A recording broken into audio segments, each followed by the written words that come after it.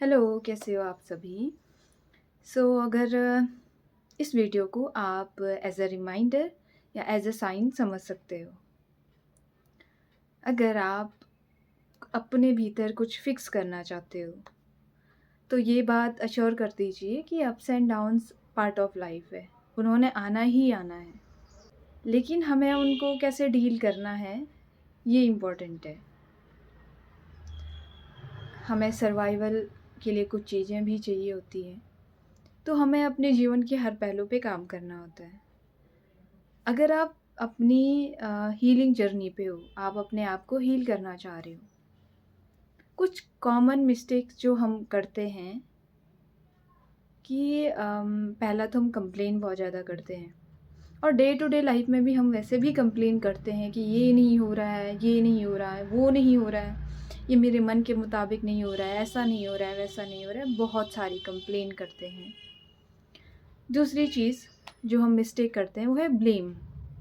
या तो हम दूसरे को ब्लेम करेंगे या तो हम खुद को ब्लेम करते हैं या फिर भगवान को ब्लेम करते हैं कि आपने मेरे साथ ऐसा किया, आपने मेरे साथ वैसे किया, या उस इंसान ने मेरे साथ ऐसा किया, उसने मेरे साथ ऐसे किया, और हमने खुद के साथ कितना गलत किया होता है। या बहुत बार हम खुद को ही ब्लेम करते हैं कि मैंने ऐसे किया, मैंने वैसे किया। और तीसरी चीज़ है विक्टिम कार्ड, कि मेरे साथ ये हुआ, मेरे साथ वो हुआ। इस दुनिया में ना सबके साथ कुछ ना कुछ हो रहा होगा, तो ये कहना बंद कीजिए और अपने आप को बार-बार याद दिलाना बंद कीजिए कि मेरे साथ ऐसा हुआ, मेरे साथ वैसा हुआ। और एक और गलती जो हम करते हैं, वो ये है कि देखो हमें ना ट्रिगर मिलते हैं। वो ट्रिगर इसलिए मिलते हैं कि हमें उनको ठीक करना है। आपको कोई कुछ कहेगा, कुछ भी इस तरीके की चीज़ें हो सकती हैं, जहाँ से हमें ट्रिगर मिलते हैं और वो चीज़ें फिर अंदर से आपको हिट करती हैं। देखो, जो मैंने अभी तक ये 3 पॉइंट्स बताए ना, कि कंप्लेन, ब्लेम और विक्टिम कार्ड, इन तीनों को आप कैसे ठीक कर सकते हो?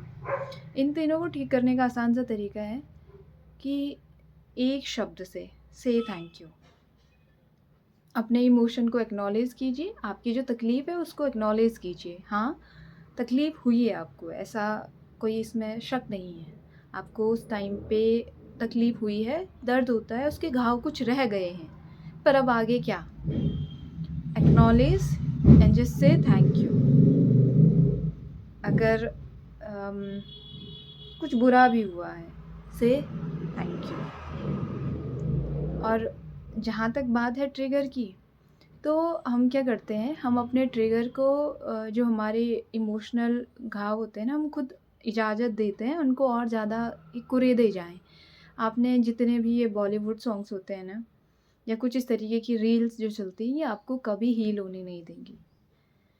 जैसे ही आपने कोई ऐसा थॉट सोचा, आपको आपने देखा होगा सेम रील आपको सामने से दिखाई देगी और आप क्या करते हो, उस रील में अपनी भावनाओं में बह जाते हो। ये रील्स ना हील होने ही नहीं देंगी। तो अगर आप चाहते हो आपकी हीलिंग हो, तो यार पहले तो इन रील से दूर होना सीखिए। और जितने भी ये आपको जो चीज़ें ट्रिगर कर रही हैं, उन उन ट्रिगर को पहचान करके उनसे किनारे होना सीखिए।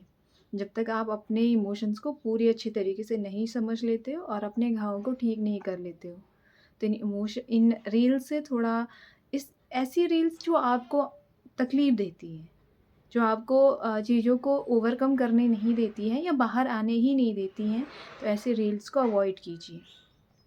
इनकी जगह कुछ अच्छा आप देख सकते हो। आप डिवोशनल सॉन्ग्स की तरफ जा सकते हो या कुछ और तरीके आप ढूँढ सकते हो। पर हमेशा याद रखना, जिस स्टेट में आप होते हैं आपको वही रील दिखाई जाती हैं। और अगर आप बहुत इमोशनल हुए पड़े हो, अंदर से टूटे पड़े हो, आपको वही रील दिखेंगी और वो बाहर आने नहीं देंगी। So thank you for watching this video. मिलते हैं नेक्स्ट वीडियो में। अपना ख्याल रखिए और अपनों का।